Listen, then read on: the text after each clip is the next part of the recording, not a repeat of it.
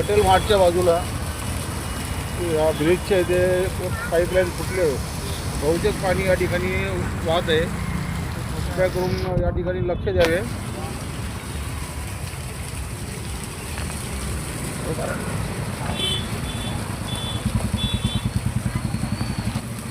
हे बघा, पटेल मार्टची बाजूची जागा या ठिकाणी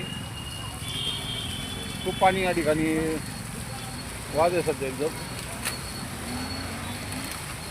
आमचे मित्र या ठिकाणी प्रयत्न करत आहे सध्या ते वृक्षांनी थोडंसं काय काय आहे पडलेलं त्याच्यानी बंद करायसाठी. ते खाली पडलेलं घे ना भाऊ.